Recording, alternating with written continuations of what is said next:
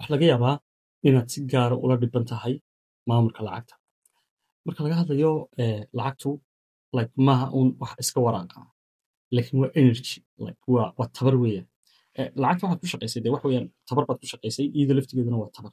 Oo haddaanad yacni shaqaysaan dee fadhiga isagamaad heshaan lacag, oo ma jirto yacni cid fadhiga lacag isaga heshay iyada oo aan tabar bixin.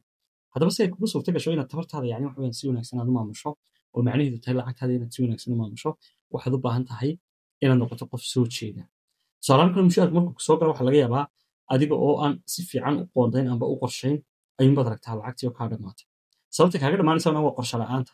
Waayo markaad wax qorshayso waxaad kala dooranaysaa wixii muhiimka ahaa iyo waxaan muhiimka ahayn. Waayo waxaa laga yaabaa markay lacagtu kuu soo dhacdo inaad doorato waxyaalo fara badan inaad iibsato oon muhiim kuu ahayn, deetana aad ka qoomamayso.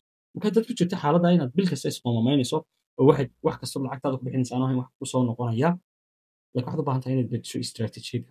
Lacagtu kolleyba way baxaysaa, laakiin waa inay ku baxdaa wax adiga wax kugu soo celinaya. That's it.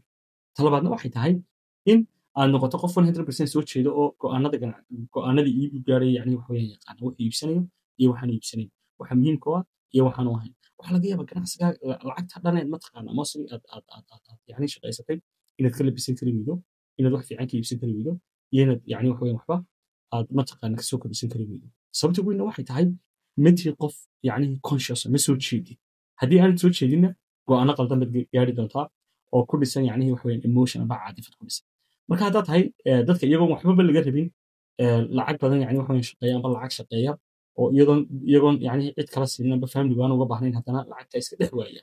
Waxaad u baahan tahay inaad beddesho habkaad lacagta uga fikirayso, habkaad u maamulayso, iyo habkaad mataqaanaa qorshaha u dejinayso. Oo aad noqoto qof lacagtiisa yacni si fiican u qorsheeya. Intaanad lacagta bixin markaad mushaharka soo qaadato amba lacagtaada ganacsi kaga soo baxdo fadhiiso, deetana waxaad isweydiisaa okay maxaad u baahan tahay inaad iibsato kugu muhiima. Waad qoraysaa, deetana waxaad u kala ahmiyad siinaysaa sidii u kala mudan yihiin. Shayga ugu muhiimsan baad iibsanaysaa. Shayga labaad baad ku xigsiinaysaa. Shayga saddexaad waa waxaad ka maarmi karto. That's it. Marka taasaa aad muhiim u ah. Dadka intooda badani lacagta markay iska soo gasho way iska isticmaalaan. Marka qaab autopilot oo maskaxdu hagaysa iyo caadifada ayay lacagtu kaga baxdaa.